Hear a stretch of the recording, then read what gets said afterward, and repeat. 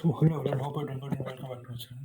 Today we are at day 25 of the April Daily Code Challenge and we have a medium level question for us. It's question 2336, smallest number in infinite set, okay? This is going to be a slightly easier question if you understand what is the demand, okay? This is very simple data structure. It's actually the application of a priority queue. Let me tell you in the starting itself, it's the application of a priority queue, but there are other simple methods also to do it. So let us first see what the question is. They are saying that you have a set which contains all the possible integers 1, 2, 3, 4 till something. Okay, what is that something we will see here? Okay, the num is going to be between 1 and 1000. Okay, so between 1 and 1000. Implement the smallest. See, this is a class. Okay, if you are aware about the groups concept, so this is going to be a class, and these are going to be the member functions of the class. So we will have to code these member functions. We are only given the definition, by means the name of the member function, what input it will take.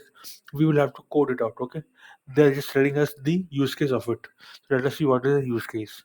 We are see, this is a basic idea, but this is how it will be coded. Okay, let us see what each of them. So this is going to be a constructor. Okay, this is like a constructor.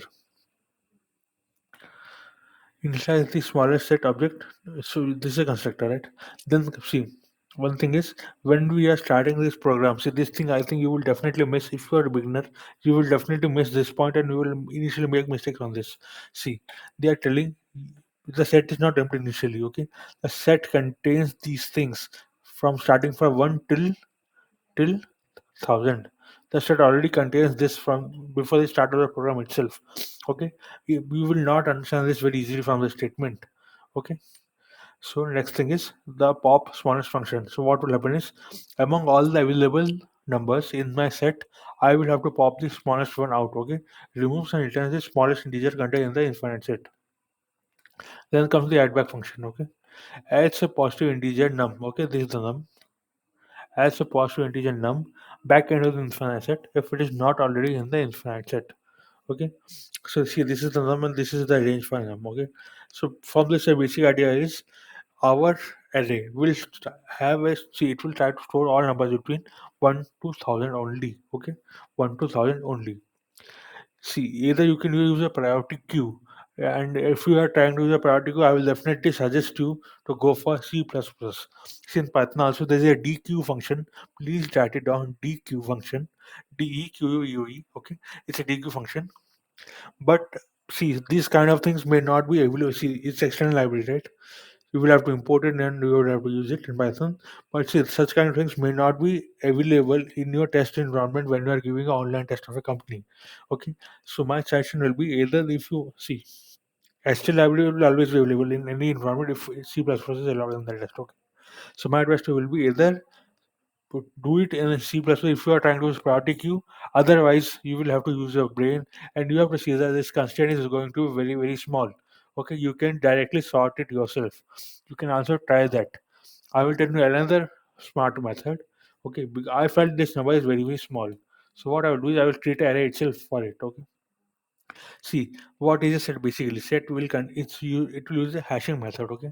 So in my case, what I will do is I will create an array because see, after all, the numbers going to be inputted are going to be between 1 and 1000 only. What I will do is I will create an array which will store from, see, it will have 101 elements. Okay, why 101? Because see, here only 1000 is given, but in the array index will start from 0, right? I don't want to consider the 0, so I will am increasing this. Okay, so it will contain 0 to 1000. I will not use 0, I will use only between 1 to 1000. That is the basic idea of it.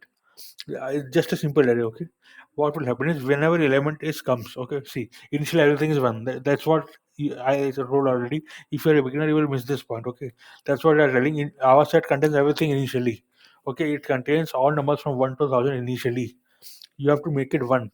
1 means the number is present. Okay, then what will happen is it some of the elements will be popped out. Okay, we'll see the trace example also now, but let me tell you this.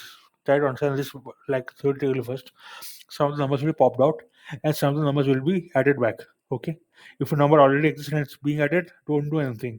If it doesn't exist and it's being added, see, if it doesn't exist means just make it 0. Okay, in for that index C, for example, I want to pop out 15.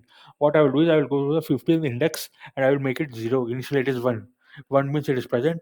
If it is being popped out, I will make it 0. A value of 0 indicates it's not present in my set currently. Okay. And same is the case here. If I am going to suppose 15 is already present and I'm adding 15 again, I will just go and check the value at that index. Okay, 15th one is a 1. Okay, so what will happen is don't know anything. It is 1. Just leave it as it is. That was the basic idea of it. Now let's take this example. Okay, first we are see just this is a constructor. Okay, whichever way you want, you can see. Constructor means you have to initialize your whichever data structure you want to use. Okay, we'll come to the code later, but this is just it for your information. Okay, what we're adding is we are adding 2. Okay, 2 is already there in the structure. 2 is already in the set. Okay, so no change is made.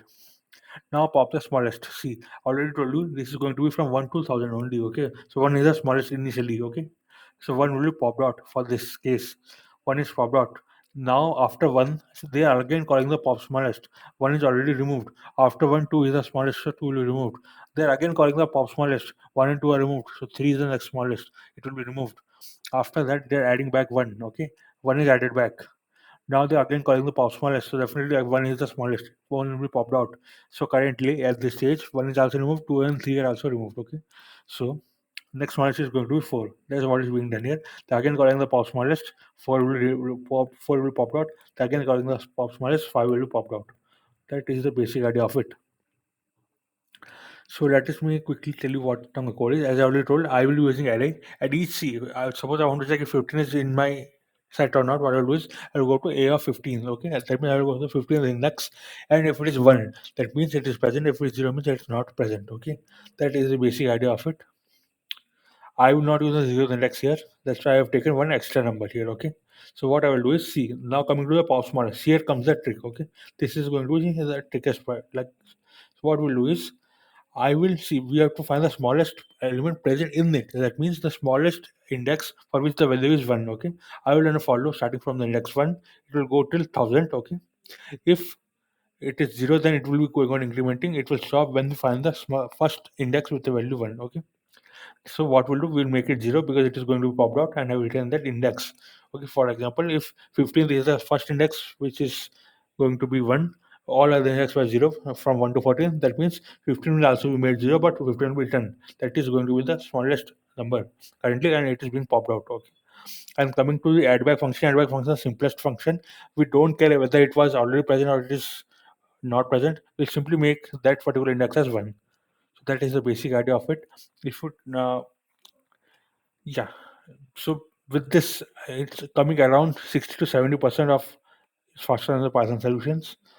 So yeah, friends, that was all. See, my advice to you would be, if you are getting this kind of questions and if you are not getting any thought, just try to solve in this way. See, first thing I saw is 1000 is going to be a very small number. Okay, array of 1000 is not a big deal for a compiler. Okay, so for a processor, so what I will say is try to go this kind of solutions first. Okay, if you are not very sure with what is priority queue and how it is implemented, see, there's a ready-made data structure in C++, which is HTML library. Okay, in that ready-made priority queues are present. If you are well and aware of it, then use it. Otherwise, you should try to think of this kind of solutions. That is the trick. Okay, see, company online so process which will come will definitely have some trick. Okay, either you can do it in the long cut way, or also there will always be a shortcut way. Okay, so this is like a shortcut way. You need not know what is a priority queue, what are all those things. You can simply code it in this way, and it is fast as well. Okay, so that was all about it. Hope you like my video, and if you have any doubts, please do comment below. Yeah, friend, that was all for today. Thanks a lot.